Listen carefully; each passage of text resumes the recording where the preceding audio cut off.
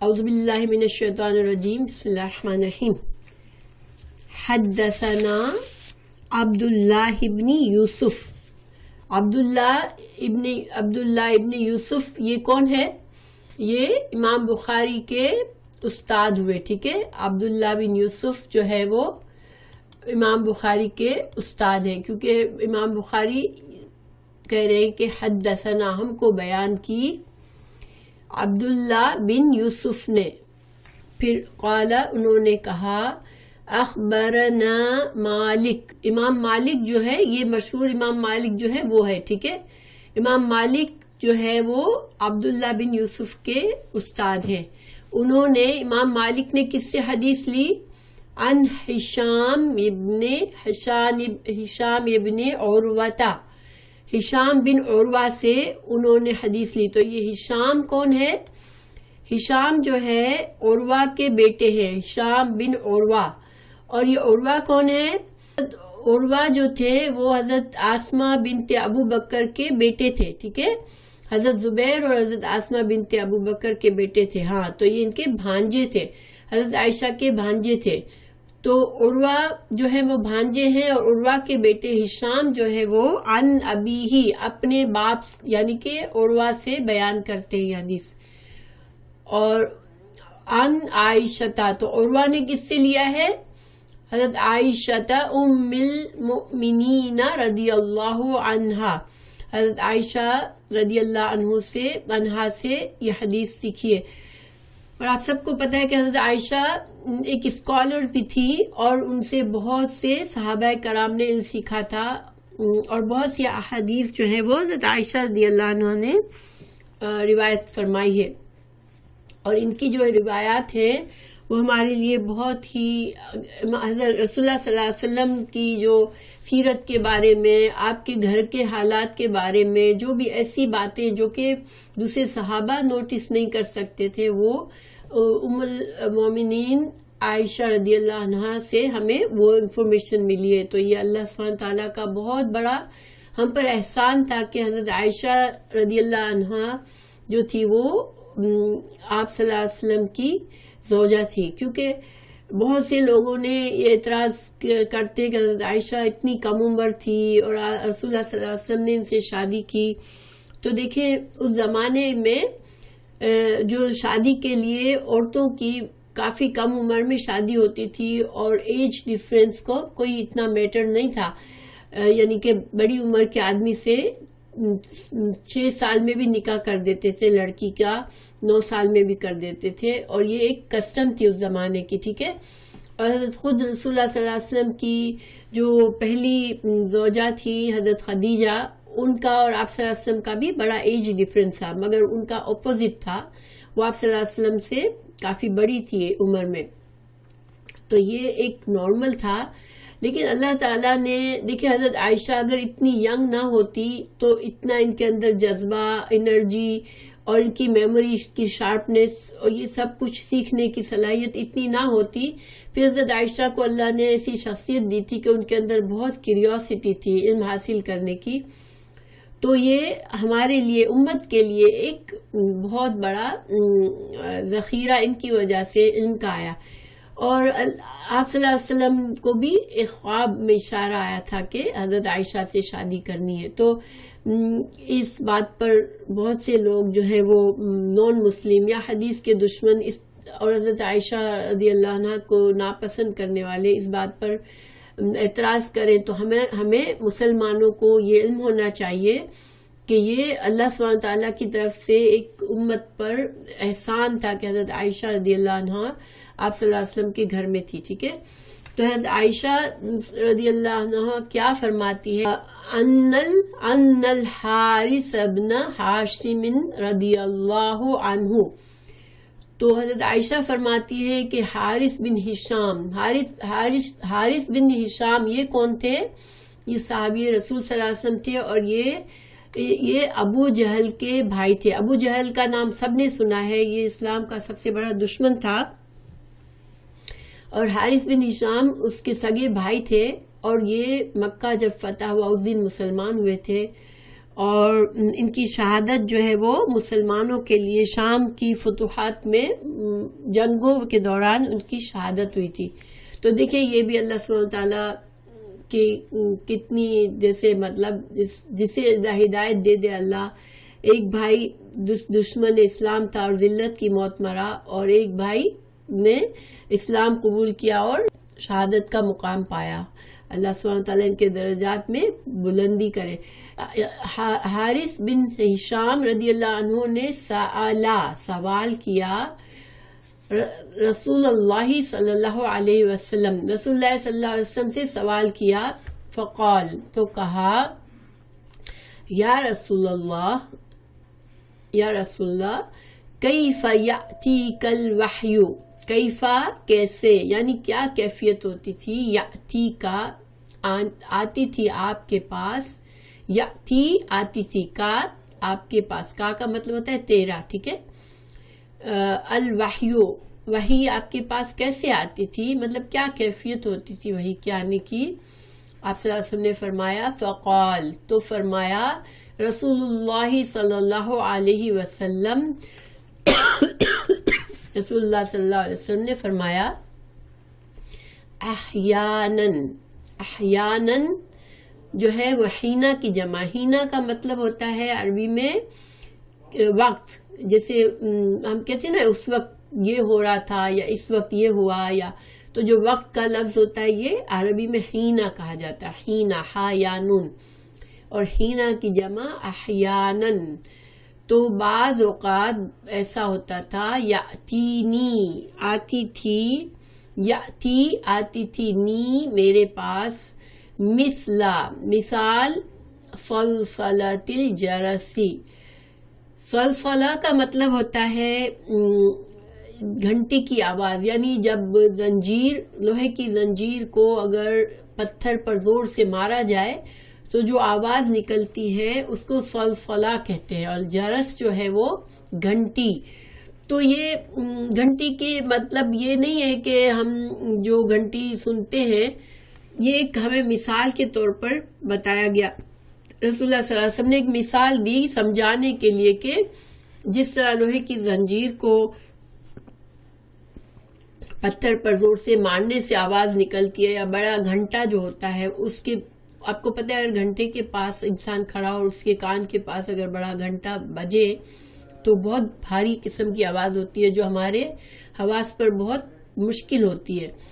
تو یاتینی مثل صلصلۃ الجرس، صلصلۃ الجرس کی طرح، یعنی کہ گھنٹی کی آواز کی طرح آتی تھی کبھی. وہوا، اور یہ جو آواز ہوتی تھی، یہ کیفیت ہوتی تھی، اشد، یہ اکبر کا مطلب ہوتا ہے سب سے بڑا، اصغر کا مطلب ہوتا ہے سب سے چھوٹا، احمد سب سے زیادہ تعریف کیا ہوا. تو اشد اسی وزن سے بنا ہے، اس کا مطلب ہے سب سے زیادہ شدید.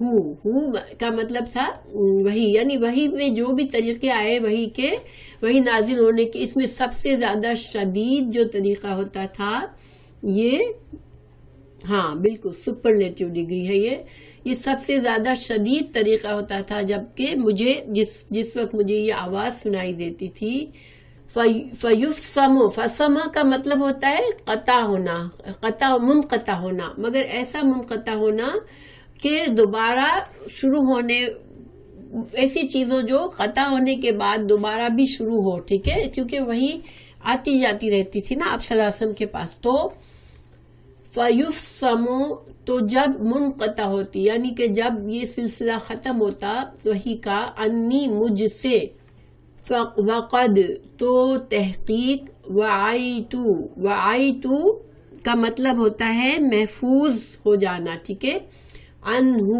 اس کو، یعنی آپ صلی اللہ علیہ وسلم کے قلب مبارک پر وہ وحی جو تھی وہ محفوظ ہو جاتی تھی، عنہ، اس فرشتے سے. ہو ضمیر فرشتے کی طرف جا رہی ہے، اس فرشتے کی جو طرف سے جو کلام آیا ہوتا ہے اللہ کا، وہ مجھے میرے دل میں محفوظ ہو چکا ہوتا ہے. ماں جو قالا، جو اس نے کہا، ٹھیک ہے. وقد وعیت عنہ ما قال، جو کچھ بھی اس فرشتے نے کہا وہ مجھے میرے دل میں محفوظ ہو جاتا. تو وَأَحْيَانًا اور بعض اوقات یتمثل مثل سے ہے یعنی کسی کی شکل کا کسی کا ہم شکل ہو جانا. ٹھیک ہے, کسی کی شکل کو اختیار کر لینا.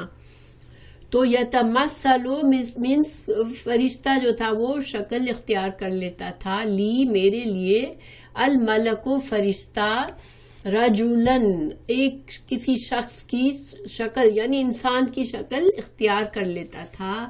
فیکلمونی پھر وہ فرشتہ مجھ سے بات کرتا تھا کلام سے, پس وہ کلام کرتا تھا مجھ سے. ہاں, فائی تو میں اس کو پھر یاد کر لیتا تھا. یہ سیم روٹ ہے, وآئی تو اور آئی میں آپ صلی اللہ علیہ وسلم کانشیسلی اس وحی کو یاد کر لیتے تھے غور سے سن کر, اور وآئی تو آپ صلی اللہ علیہ وسلم کے دل پر خود سے محفوظ ہو جاتی تھی. ٹھیک ہے, یہ فرق ہے اس دونوں الفاظ میں کہ جو سلسلۃ الجرس سے جو وحی کا آغاز ہوتا تھا وہ آپ کے دل پر اترتی تھی وہ وحی, اور وہ آپ کو محفوظ ہو جاتی تھی. اور اس میں جب فرشتہ کلام کرتا تو آپ اس وحی کو غور سے سن کر یاد کر لیتے تھے.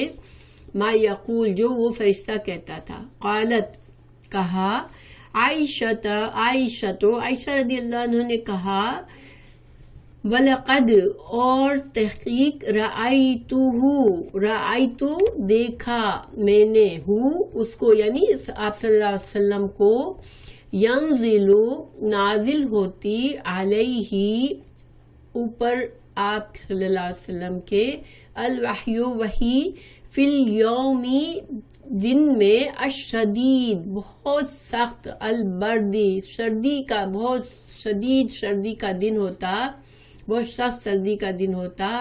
اس وقت بھی میں آپ صلی اللہ علیہ وسلم کو جب وحی نازل ہوتی تو میں کیا دیکھتی تھی, فیفصم تو جب وحی مکمل ہوتی تھی, جب وحی منقطع ہوتی تھی, عنہ آپ صلی اللہ علیہ وسلم سے, تو حضرت عائشہ کیا دیکھتی تھی, وَإِنَّا تو بے شک, جبینہ جبین کہتے پیشانی کو, آپ صلی اللہ علیہ وسلم کی پیشانی, لَيَتَفَصَّدُ البتہ فسد کہتے ہیں خون کی رگ کا پھٹ جانا. میں نے غلطی سے فسم پر کہہ دیا تھا. فسم کا مطلب ہوتا ہے کہ منقطع ہونا, وہی کا منقطع ہونے کے لیے آیا تھا. اور یتفصد یعنی کہ یہ سلسلہ جب بہہ جانا, یعنی کہ جس طرح اس تیزی کے ساتھ پسینہ بہتا تھا جیسے کہ کسی کی رگ پھٹ گئی ہو اور خون بہ نکلے, اس طرح سے پسینہ بہتا تھا. عرقن عرق کہتے ہیں پسینے کو. تو آپ صلی اللہ علیہ وسلم کی پیشانی پر اس طرح سے پسینہ بہتا تھا جیسے کہ خون کی رگ پھٹی اور خون بہ نکلے, اس طرح سے. تو یہ حضرت عائشہ رضی اللہ عنہا نے اس کیفیت کو دیکھا اور اسے ہمیں بتایا. ٹھیک ہے, تو یہ جو ٹکڑا ہے یہ دوسری حدیث کے طور پر بھی موجود ہے, اور اس حدیث کے ساتھ بھی حضرت عائشہ رضی اللہ عنہا نے جب یہ حدیث بیان کی تو یہ جو ہے وہ ٹکڑا ساتھ میں بیان کیا تھا کہ یہ اس طرح سے ہوتا ہے, کیفیت بتائی تھی. اب جو ہے ایک بار روانی کے ساتھ میں حدیث پڑھ کے سنا دیتی ہوں تاکہ آپ لوگوں کو عربی پڑھنے میں آسانی ہو انشاءاللہ. حدثنا عبداللہ بن یوسف قال اخبرنا مالک عن حشام بن عروۃ عن ابیہ عن عائشۃ ام المؤمنین رضی اللہ عنہا ان الحارث بن ہشام رضی اللہ عنہ سأل رسول اللہ صلی اللہ علیہ وسلم فقال یا رسول اللہ کیف یأتیک الوحی, فقال رسول اللہ صلی اللہ علیہ وسلم احیانا یأتینی مثل صلصلۃ الجرس وهو اشدہ علی فیفصم عنی وقد وعیت عنہ ما قال وَأَحْيَانًا يَتَمَثَّلُ لِلْمَلَكُ رَجُلًا فَيُكَلِّمُنِي فَأَعِي مَا يَقُولُ. قالت عائشة رضی اللہ عنہا وَلَقَدْ رَأَيْتُهُ يَنْزِلُ عَلَيْهِ الْوَحْيُ فِي الْيَوْمِ الشَّدِيدِ الْبَرْدِ فَيَفْصِمُ عَنْهُ وَإِنَّ جَبِينَهُ لَيَتَفَصَّدُ عَرَقًا۔ اب اس کو ہم ترجمہ پڑھتے ہیں، ٹھیک ہے۔ ہم نے عبداللہ بن یوسف سے حدیث بیان کی، ان کو مالک نے ہشام بن عروہ کی روایت سے خبر دی، انہوں نے اپنے والد سے نقل کی، انہوں نے ام المؤمنین عائشہ رضی اللہ عنہا سے نقل کی۔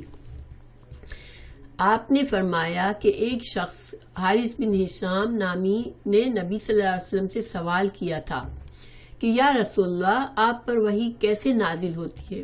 آپ صلی اللہ علیہ وسلم نے فرمایا کہ وحی نازل ہوتے وقت کبھی مجھ کو گھنٹی کی سی آواز محسوس ہوتی ہے، اور وحی کی یہ کیفیت مجھ پر بہت شاق گزرتی ہے، پھر یہ کیفیت ختم ہوتی ہے تو میرے دل و دماغ پر اس فرشتے کے ذریعے نازل شدہ وحی محفوظ ہو جاتی ہے، اور کسی وقت ایسا ہوتا ہے کہ فرشتہ بشکل انسان میرے پاس آتا ہے اور مجھ سے کلام کرتا ہے، پس میں اس کا کہا ہوا یاد رکھ لیتا ہوں۔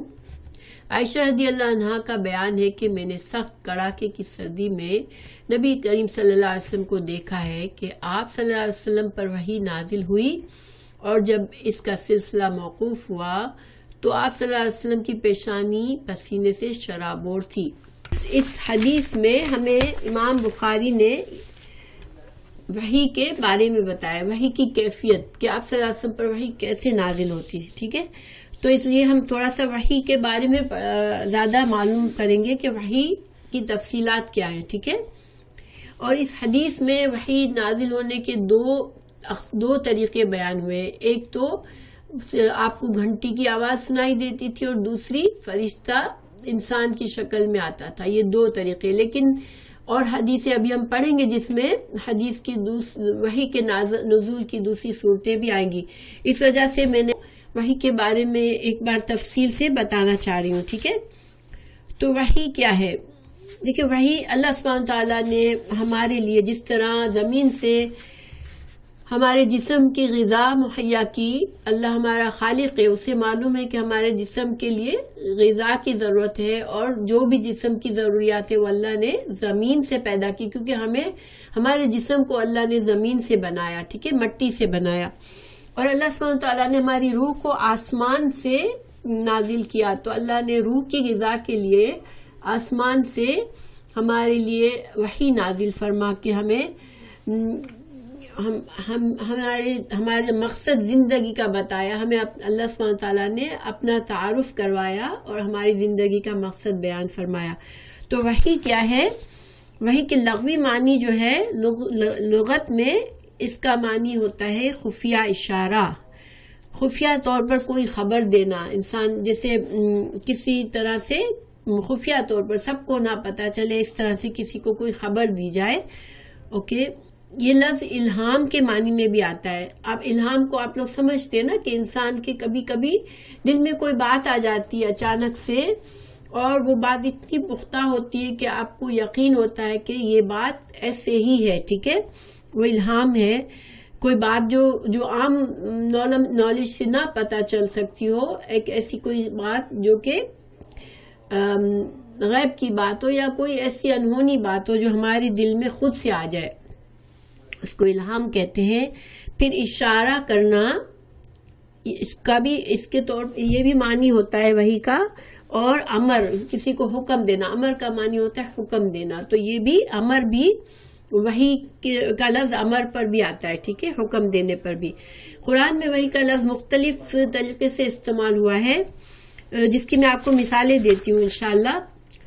تو وحی قرآن میں الالہام کے معنی میں استعمال ہوئی ہے، جس میں اللہ سبحانہ تعالیٰ نے سورہ القصص آیت نمبر 7 میں فرمایا وَأَوْحَيْنَا إِلَىٰ أُمِّ مُوسَىٰ۔ دیکھیں، موسیٰ علیہ السلام کی والدہ کی طرف ہم نے وحی کی، تو موسیٰ علیہ السلام کی والدہ جو تھی وہ پیغمبر نہیں تھی، وہ ایک خاتون تھی، حضرت اللہ کے نبی کی والدہ تھی، تو ان کے اوپر یہ نہیں کہ فرشتے نے آ کر وحی سنائی، ان کے دل میں اللہ نے بات ڈالی تھی کہ جب حضرت موسیٰ علیہ السلام خطرے میں تھے تو اللہ تعالیٰ نے ان کے دل میں بات ڈالی کہ کس طرح سے حضرت موسیٰ علیہ السلام کی حفاظت کرنی ہے. تو اس کے لیے اللہ نے دل میں بات ڈالنے کے لیے اس کو الہام کہتے ہیں.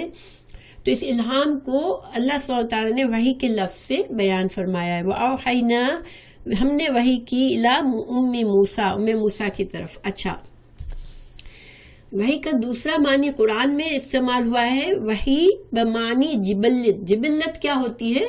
جبلت جو ہوتی ہے وہ ایک کوئی صلاحیت، طبعی صلاحیت ہوتی ہے جو انسان کے اندر اللہ نے پیدا کی ہوتی ہے، جانوروں میں ڈالی ہوتی ہے. جیسے مثال کے طور پر بچہ پیدا ہوتا ہے تو اس کو وہ چوس کر اپنی غذا لیتا ہے، تو اس کو چوسنے کی جو صلاحیت ہے وہ ایک جبلت ہوتی ہے، اللہ نے اس کو سکھائی ہوئی ہوتی ہے. تو اسی طرح شہد کی مکھی کے بارے میں اللہ تعالیٰ نے فرمایا قرآن میں وَأَوْحَىٰ رَبُّكَ إِلَى النَّحْلِ، یہ سورہ نحل کی 68 آیت ہے. سورہ نحل کی آیت نمبر 68، آپ کے رب نے شہد کی مکھی کے جی میں یہ بات ڈالی، یعنی مکھی کی جو طبیعت ہے، جو اس کی طبعی طور پر شہد کی مکھی کے اندر یہ صلاحیت ہے، اللہ نے اس کو امر دیا، یہ حکم دیا ہے کہ وہ شہد تیار کرتی ہے. آپ دیکھیں کہ شہد انسانوں کے کام آتا ہے، لیکن شہد کی مکھی کی اگر آپ زندگی دیکھیں تو وہ اپنی ساری زندگی شہد تیار کرنے میں گزار دیتی ہے. تو یہ کیا ہے؟ یہ اللہ کی طرف سے اس کو حکم ہے. اللہ نے اس کی جبلت میں، اس کی طبعی طور پر اس کو ایسا بنایا ہے. وہی بمانی اشارہ کے طور پر کیسے کسی جسم کے عضو سے اشارہ کرنا. سورہ مریم میں اللہ تعالیٰ نے فرمایا آیت 11 میں فَخَرَجَ عَلَىٰ قَوْمِهِ مِنَ الْمِحْرَابِ فَأَوْحَىٰ إِلَيْهِمْ، محراب سے نکل کے زکریا علیہ السلام نے اپنی قوم کو اشارہ کیا. تو اوحا اشارہ کیا، تو یہ وحی کا سیم روٹ ورڈ ہے، ٹھیک ہے. تو اشارے کے لیے یہاں استعمال ہوا یہ نام. پھر وحی بمانی کونی امر، اللہ تعالیٰ کی طرف سے جو جامد چیزیں، جیسے سورج جاندار چیز نہیں ہے، ایک جامد چیز ہے، زمین بھی جامد ہے. تو اللہ تعالیٰ ان جمادیات، ان چیزوں کو بھی اللہ کا حکم سے وہ کام کرتی ہیں. جیسے کہ اللہ تعالیٰ نے فرمایا، ہم دیکھتے ہیں سورج ہمیشہ مشرق سے نکل کے مغرب میں غروب ہوتا ہے، اور قیامت کے وقت وہ اللہ تعالیٰ کے حکم سے مغرب کی طرف سے نکلے گا. یہ قیامت کی بڑی نشانیوں میں سے ہے. تو اللہ تعالیٰ نے قرآن میں فرمایا یومئذ تحدث اخبارها بان ربک اوحی لها. سورہ زلزلہ آیت 4 اور 5 میں اللہ تعالیٰ نے فرمایا جس دن زمین اپنے اندر کی خبریں بیان کرے گی کیونکہ اس کے رب نے اسے حکم دیا ہے.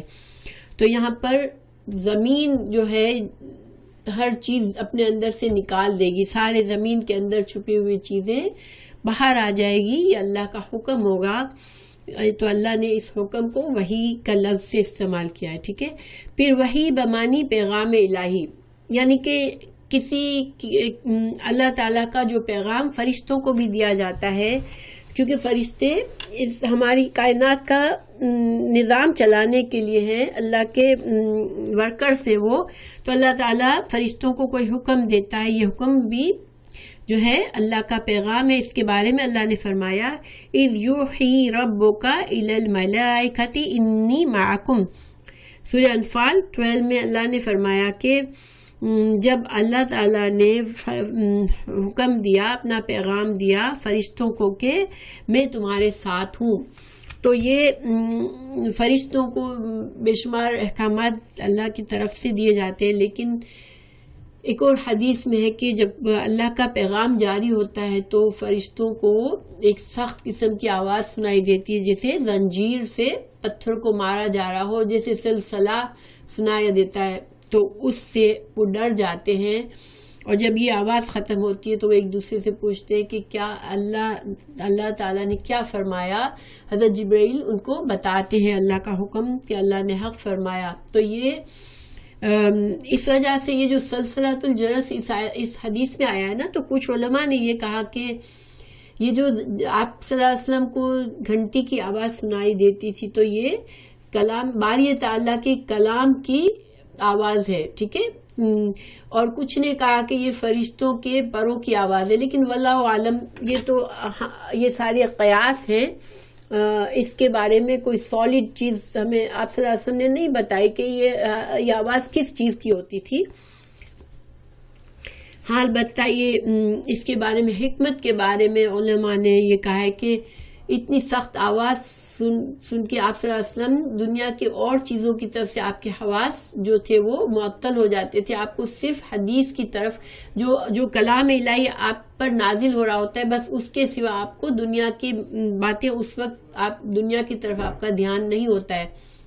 تو یہ سینس بنتا ہے کیونکہ جب بہت شدید قسم کی آواز کوئی ہمارے کان میں پڑتی ہے تو ہم وقتی طور پر اس آواز کی وجہ سے ہمارے حواس اتنے متاثر ہوتے ہیں کہ ہم دوسری چیزوں کی طرف سے بے خبر ہو جاتے ہیں اور بس اسی کی طرف دھیان چلا جاتا ہے۔ تو یہ سارے علماء نے غور و فکر کیا ہے، لیکن واللہ عالم اللہ سبحانہ تعالیٰ صحیح جانتے ہیں۔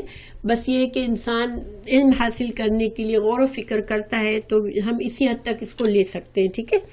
پھر شرعی طور پر وحی جو ہے، جو شرعی احکامات کی وحی بھی ہے، تو وہ بھی اللہ تعالیٰ نے یہ وحی پیغام الہی ہے، اور اللہ تعالیٰ اپنے انبیاء کو کسی شرعی حکم کے بارے میں آگاہ کرتے ہیں۔ دیکھیں آپ صلی اللہ علیہ وسلم پر یہ جو یہاں پر دو طریقے بتائے گئے کہ گھنٹی کی آواز کے بعد آپ پر وحی آتی تھی یا فرشتہ انسان کی طرح آتا تھا، اس کے علاوہ آپ صلی اللہ علیہ وسلم کے دل پر بات القا کر دی جاتی تھی، یعنی کہ کسی چیز کا حکم قرآن کی وحی کے علاوہ آپ صلی اللہ علیہ وسلم کو باتیں آپ کے دل میں پختہ ارادے پختہ خیالات آتے تھے جو اللہ کی طرف سے ہوتے تھے، جس سے آپ صلی اللہ علیہ وسلم مختلف معاملات حل کرتے تھے، تو وہ بھی وحی ایک خفی وحی ہوتی تھی، ٹھیک ہے۔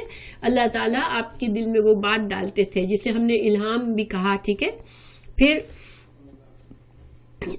وحی کا لفظ جو اصطلاحی طور پر ہے، آپ سمجھتے ہیں نا اصطلاحی معنی کیا مطلب ہے کہ ہماری شریعت میں جب وحی کا لفظ کہا جاتا ہے تو پھر وحی وہ ہوتی ہے جو اللہ تعالیٰ نے اپنے پیغمبروں پر نازل کی، ٹھیک ہے۔ وحی کسی انسان پر اور پر نازل نہیں ہوتی کہ کسی کے دل میں بات آئی اور وہ کہے کہ مجھ پر وحی آئی ہے۔ وحی صرف انبیاء کرام کے لیے مخصوص ہے، ٹھیک ہے۔ اس طرح سے اللہ کا پیغام آنا یہ وحی صرف انبیاء کے لیے۔ ہاں الہام جو ہے وہ بندوں کو ہو سکتا ہے، الہام کی صورت میں یہ عام ہے کہ اللہ تعالیٰ اپنے بندوں کو کوئی میسج دل میں بات ڈال دے۔ اچھا، اب وحی کے نزول کی مختلف صورتیں، ابھی تک تو ہم قرآن میں کس کس طریقے سے وحی کا ذکر آیا ہے یہ پڑھا، ٹھیک ہے، جو کہ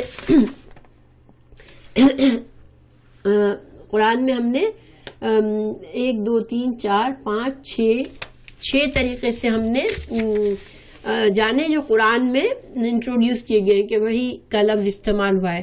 اب وحی کے نزول کی کیفیات بھی مختلف تھی، جیسے کہ میں نے بتایا کہ اس حدیث میں 2 کیفیات بتائی گئی ہے، ٹھیک ہے، کہ ایک تو گھنٹی کی آواز آپ سنتے تھے، ایک فرشتہ انسان کی شکل میں آتا تھا۔ اب قرآن ہی کی آیات میں ہمیں دلیل ملتی ہے کہ وحی کی کیا کیفیات، مختلف کیفیات جو انبیاء پر وحی اللہ نے نازل فرمائی اس کی مختلف کیا کیفیات ہوتی تھی۔ تو سورہ الشورى کی آیت نمبر 51 میں اللہ سبحانہ تعالیٰ نے فرمایا، میں صرف ترجمہ بتاؤں گی، تھوڑا طویل ہو جاتی ہے کلاس، اس لیے ترجمہ ہے الشورى 51 کی آیت کا، کسی بشر کے لیے مناسب نہیں کہ اس سے اللہ بات کرے سوائے وحی کے یا حجاب کے پیچھے یا کسی فرشتے کو بھیج کر۔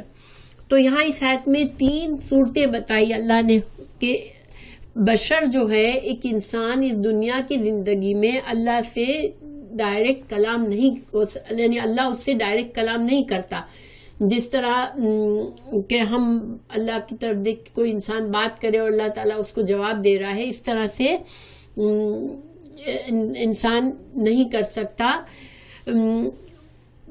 کہ اللہ کو دیکھے بھی اور اللہ سے کلام کرے، کیونکہ اللہ سبحانہ تعالیٰ کو دیکھنا یہ جنت میں تو ہوگا، ٹھیک ہے، اللہ تعالیٰ جنتیوں کو اپنا دیدار کرائیں گے، مگر دنیا میں اللہ تعالیٰ بندوں کو اپنا دیدار نہیں کرایا۔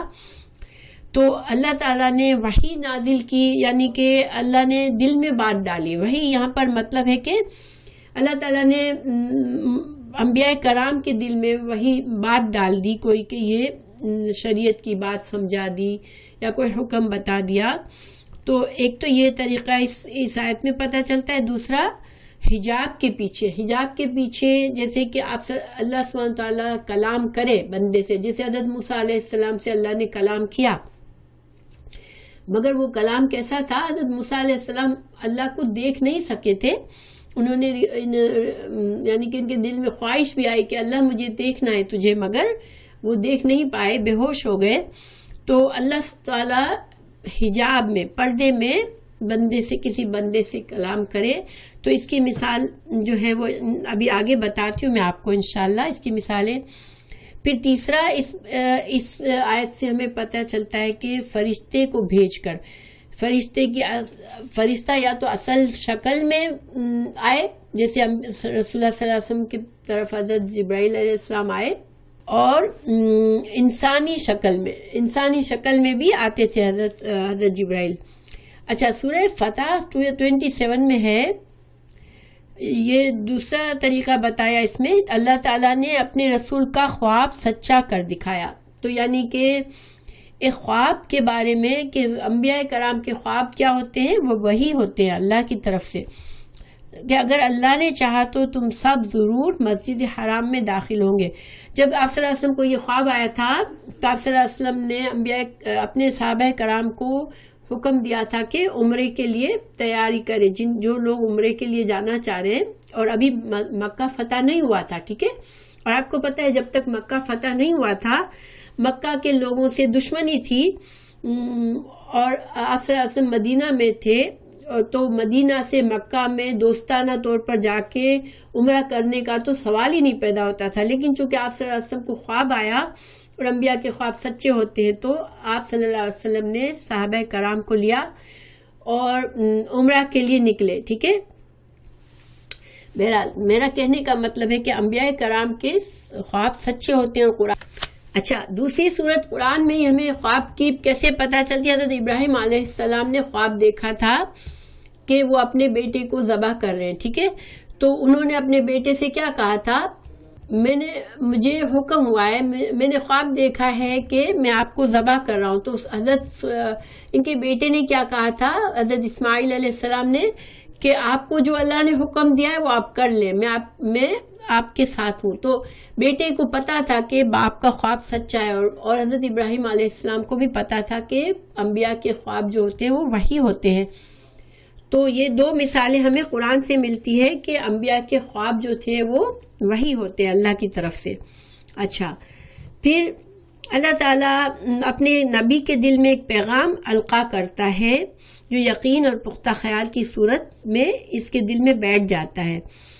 تو یہ آپ صلی اللہ علیہ وسلم کے ساتھ ابتدائی رسالت میں بہت زیادہ ہوتا تھا، جب آپ پر وحی ابھی نازل نہیں ہوئی تھی، لیکن آپ کے دل میں جو خیالات آتے تھے وہ بالکل پختہ یقین کے ساتھ وہ سچے خیالات ہوتے تھے، اور آپ کو جیسے انسان کو فیل ہوتا ہے نا کہ کیسے میرے دل میں یہ بات آئی اور یہ سچی بات آئی، تو یہ بھی اللہ کی طرف سے ہوتا ہے، ٹھیک ہے، جس کا اللہ تعالیٰ نے یہاں آگے آیت میں جو میں نے بتایا نا کہ وحی کے ذریعے اللہ نے جو ذکر کیا، تو یہ انبیاء کے دل پہ وہی بس ایک خیال پکا اور پختہ یقین کی صورت میں اللہ تعالیٰ کوئی بات کو بٹھا دیتا ہے۔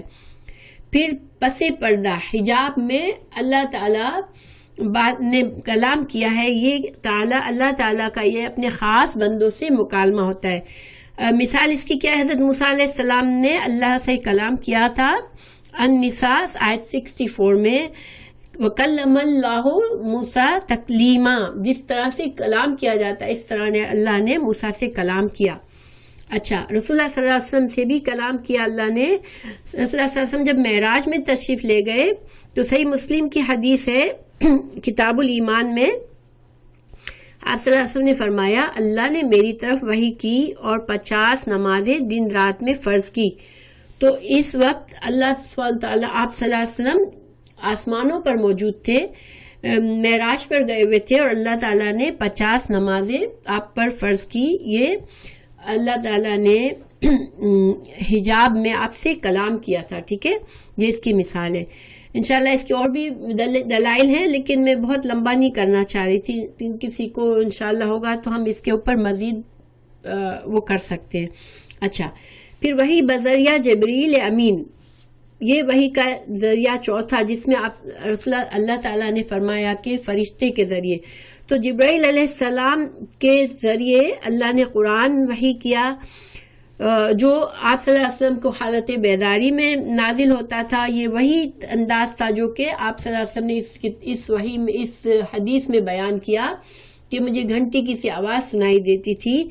تو یہ قرآن کا نزول ہوتا تھا اور اللہ تعالیٰ نازل فرماتا تھا.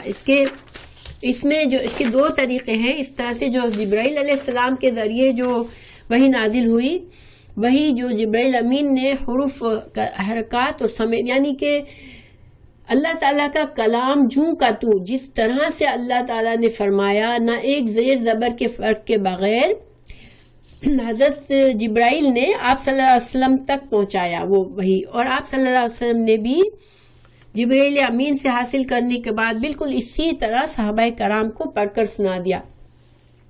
تو جب قرآن کی وحی نازل ہوتی تھی تو آپ صلی اللہ علیہ وسلم لکھوا بھی دیتے تھے، اور بہت سے صحابہ یاد بھی کر لیتے تھے. اور جس طرح سے وہ کلام نازل ہوتا، اس میں بغیر کسی فرق کے اس کلام کو یاد کیا جاتا تھا اور اس کو محفوظ کیا جاتا تھا. یہ قرآن کی وحی تھی، تو کاتب وحی اس کو لکھ بھی لیتے تھے. ٹھیک ہے، اور بہت سے صحابہ اسی وقت اپنے سینوں میں محفوظ کر لیتے تھے. اور اس وحی کو وحی مطلوع بھی کہتے ہیں. مطلوع، میم تا لام واو. مطلوع سے مطلب ہے کہ جس کی تلاوت کی جاتی ہے. تو قرآن کریم کی جو وحی ہے، اس کے ایک لفظ بھی تلاوت کرتے ہیں تو بغیر سمجھے بھی ہم قرآن پڑھتے ہیں، تو ہمیں ایک ایک حرف پر کتنی نیکیوں کا ثواب ہے؟ 10 نیکیوں کا ثواب ملتا ہے. ٹھیک ہے، تو اس وحی کو وحی مطلوع کہتے ہیں، اور اس کو وحی جلی بھی کہتے ہیں. اور یہ قرآن مجید کی شکل میں الحمدللہ ہمارے پاس موجود ہے. ٹھیک ہے، اور وحی کے نزول کی یہ کیفیت جو تھی وہ خاص ہوتی تھی. ٹھیک ہے، جو کہ اس حدیث میں بیان کی ہے کہ اس میں گھنٹی کی سی آواز سنائی دیتی تھی آپ صلی اللہ علیہ وسلم کو. اور جو صحابہ کرام آپ کو دیکھ رہے ہوتے تھے، ان کو نظر آتا تھا کہ آپ کی کیفیت بدل جاتی تھی، آپ کی سانس بہت تیز ہو جاتی تھی. جیسے کہ ایک سویا ہوا انسان گہری گہری سانسیں لیتا ہے، کچھ خراٹوں کی سی آواز آتی ہے، تو ایسی آپ کی کیفیت ہو جاتی تھی، حالانکہ آپ سوئے ہوئے نہیں ہوتے تھے. اور جو صحابہ کرام آپ کے نزدیک ہوتے تھے، ان کو شہد کی مکھیوں کی بنبناٹ سی آواز سنائی دیتی تھی. ٹھیک ہے، آپ صلی اللہ علیہ وسلم کو تو گھنٹی کی آواز سنائی دیتی تھی، لیکن صحابہ کرام کو شہد کی مکھیوں کی سی بنبناٹ سنائی دیتی تھی.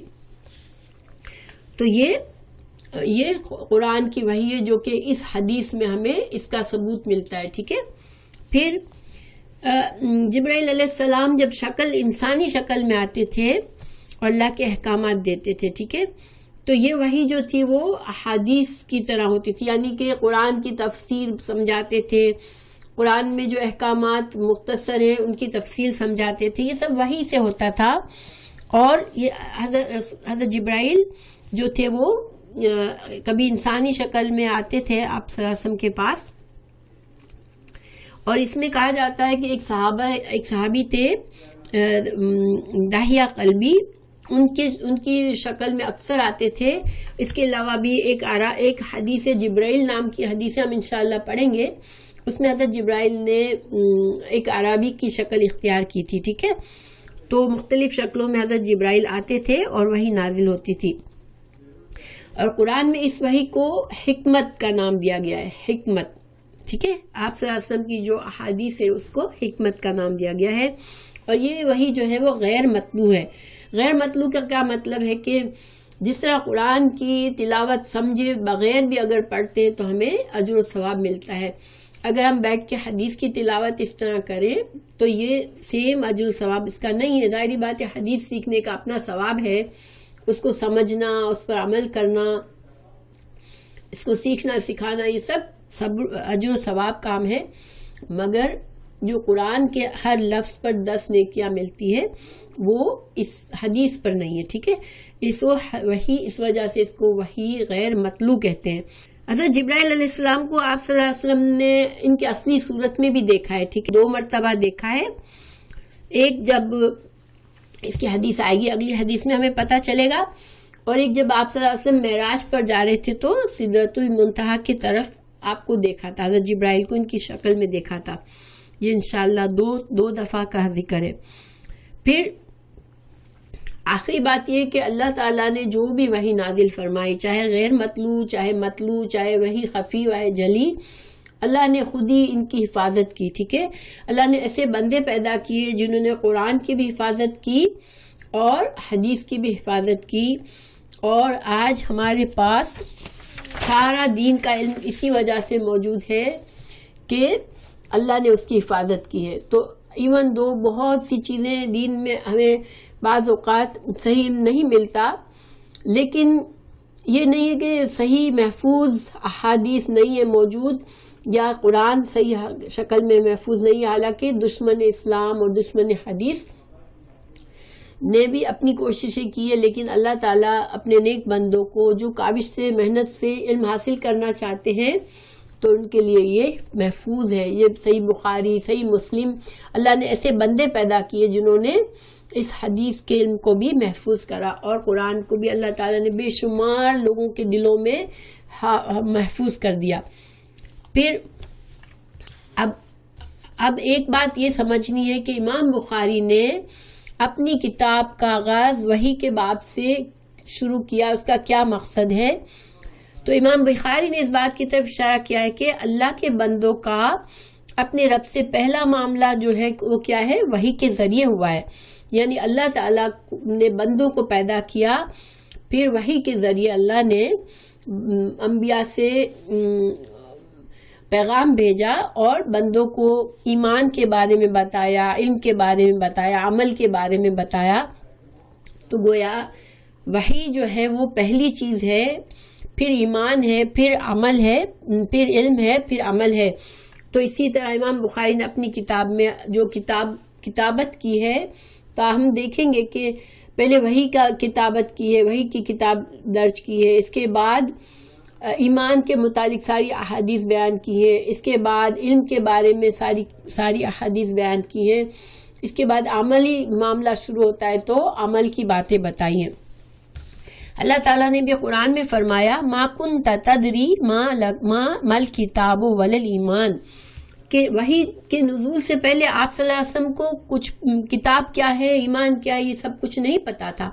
آپ صلی اللہ علیہ وسلم کے دل میں اللہ تعالیٰ نے ان کا پاکیزہ دل تھا کہ وہ اللہ کی عبادت کے لیے تنہائی میں بھی جاتے تھے، وہ بھی اللہ کی توفیق ہی تھی، اور یہ بھی ایک طرح سے وحی تھی، مگر وہ آپ کے دل پر القاء ہوتی تھی کہ آپ کے دل میں خواہش ہوتی تھی کہ آپ تنہائی میں جا کے عبادت کریں، مگر آپ صلی اللہ علیہ وسلم کو پتہ نہیں تھا کہ ایمان کیا ہے، اللہ کی کتاب کیا ہے۔ تو اللہ تعالیٰ نے وحی کے ذریعے ہی یہ سلسلہ قائم کیا اور یہ سب کچھ ہمیں بتایا۔ ہمارے دین میں وحی، ایمان، علم اور عمل کا مقدمہ ہے، ٹھیک ہے، کہ وحی کے ذریعے پھر ہمیں اور چیزوں کا پتہ چلا۔ اسی لیے امام بخاری نے اپنی کتاب کا آغاز اسی طرح سے کیا ہے، یہ ان کی حکمت ہے، ان کی گہری سوچ ہے جو انہوں نے ایسا کیا ہے۔ پھر حدیث سے کچھ فائدے ملتے ہیں ہمیں۔ نمبر 1 فائدہ ہمیں یہ ملتا ہے کہ اللہ تعالیٰ نے وحی کے ذریعے بندوں کی رہنمائی کی، اور ہمیں اس حدیث میں آپ صلی اللہ علیہ وسلم کی زبانی ہمیں یہ ثبوت ملتا ہے کہ آپ پر وحی نازل ہوتی تھی، ٹھیک ہے، اور کس طرح سے، کس کیفیت سے نازل ہوتی تھی یہ ہمیں پتہ چلتا ہے۔ تو اس حدیث کا یہ فائدہ ہمیں ہوتا ہے۔ پھر اس حدیث میں جو وحی کے نزول کی صورتیں ہیں، اس کے علاوہ بھی صورتیں ابھی آئیں گی انشاءاللہ دوسری حدیث میں۔ پھر ہمیں ایک اور اہم بات یہ پتہ چلتی ہے کہ رسول اللہ صلی اللہ علیہ وسلم کو وحی کے حصول میں مشقت ہوتی تھی، یہ گھنٹی کی جو آواز ہوتی تھی آپ کے اوپر بہت بھاری ہوتی تھی۔ اس کے بارے میں آپ صلی اللہ علیہ وسلم کے بارے میں کہا جاتا ہے کہ آپ کو ایسا لگتا تھا ہر بار کہ آپ کی زندگی چلی جائے گی، آپ کی جان چلی جائے گی، اتنی آپ کو مشقت محسوس ہوتی تھی۔ تو ہمارے لیے اس میں سبق یہ ہے کہ آپ صلی اللہ علیہ وسلم کے درجات اللہ نے بلند کیے، ان جو بھی تکلیفیں آپ نے برداشت کی اس دین کے لیے، اور ہمیں بھی اگر اللہ کے دین کا علم سیکھنا ہے تو ہمیں کوئی تکلیف محسوس ہو، کوئی مشکل آئے، کوئی ہمارے اوپر اس کی وجہ سے ہمیں کچھ قربانیاں دینی پڑے، تو ہمیں اللہ پر بھروسہ کرنا چاہیے اور انشاءاللہ نیت کرنی چاہیے کہ اللہ اس کے ذریعے ہمارے درجات بھی بلند کرے گا انشاءاللہ، آمین۔ تو ہمارے آج کی حدیث مکمل ہوئی۔